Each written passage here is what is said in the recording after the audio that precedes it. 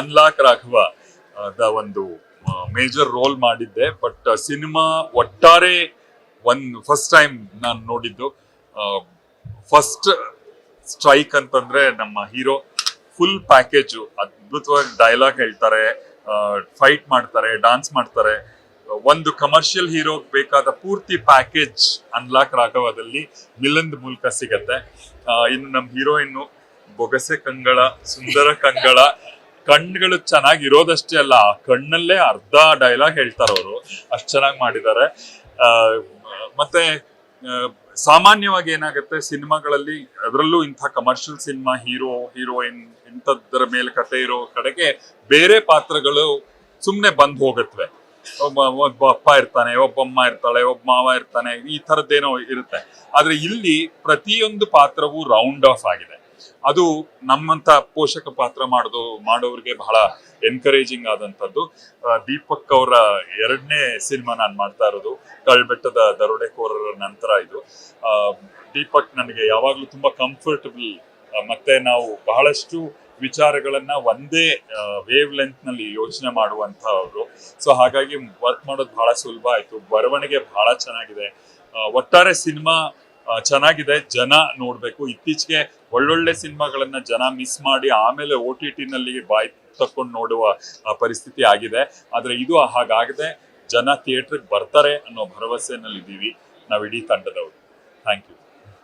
ಒಂದು ಲೊಕೇಶನ್ಸ್, ಅದ್ಭುತವಾದ ಲೊಕೇಶನ್ಸ್ ನ ಹುಡುಕಿದ್ದಾರೆ. ಮತ್ತೆ ಬಹುಶಃ ಪುಟ್ಟಣ್ಣವರ ನಂತರ ಕರ್ನಾಟಕದಲ್ಲೇ ಇರುವ ಜಾಗಗಳನ್ನ ಎಕ್ಸ್ಪ್ಲೋರ್ ಮಾಡುವ, ಅದನ್ನ ಬಹಳ ಚಂದವಾಗಿ ತೋರಿಸುವ ಪ್ರಯತ್ನವನ್ನ ದೀಪಕ್ ಮತ್ತೆ ಮಾಡಿದ್ದಾರೆ.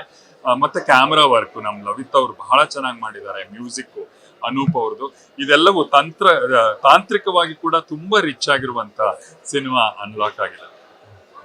ಹಾಯ್, ಎಲ್ರಿಗೂ ನಮಸ್ಕಾರ. ಹೊಸಬ್ರು ಸಿನಿಮಾ ಅಂತ ಹೇಳೋಕ್ಕೆ ಆಗಲ್ಲ, ಯಾಕಂದ್ರೆ ಹೀರೋ ಅಷ್ಟು ಚೆನ್ನಾಗಿ ಆಕ್ಟ್ ಮಾಡಿದ್ದಾರೆ ಆ್ಯಂಡ್ ಹೀರೋಯಿನ್ ಕೂಡ, ಇಬ್ಬರದು ಕೆಮಿಸ್ಟ್ರಿ ತುಂಬ ಚೆನ್ನಾಗಿ ವರ್ಕ್ ಆಗಿದೆ.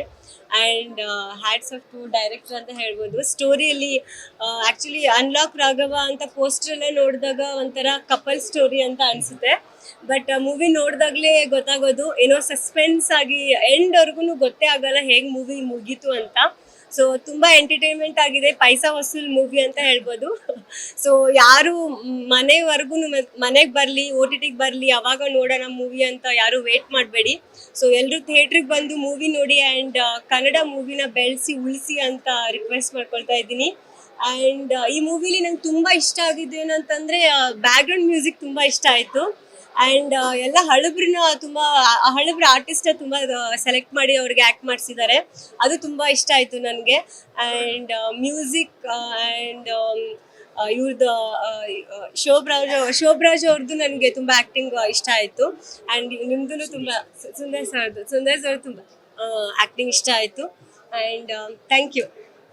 ಅನ್ಲಾಕ್ ರಾಘವ ಒಂದು ಯುನಿಕ್ ಟೈಟಲ್ ಇಟ್ಕೊಂಡು ಒಂದು ಸಿನಿಮಾನ ಮಾಡೋದಕ್ಕೆ ಪ್ರಯತ್ನ ಪಟ್ಟಿದ್ದಾರೆ. I really congratulate Milan. He looks really good on screen. He has done really well. Actions, song, dance. Too ಚೆನ್ನಾಗಿ ಮಾಡಿದಿರಿ with emotions as well. You have a bright future, bro. That is all I can tell. Thank you. And you look pretty on screen. ತುಂಬಾ ಚೆನ್ನಾಗಿ ಮಾಡಿದ್ದಾರೆ, ತುಂಬಾ ಚೆನ್ನಾಗಿ expressive ಆಗಿದ್ದಾರೆ. And they both look very good on screen.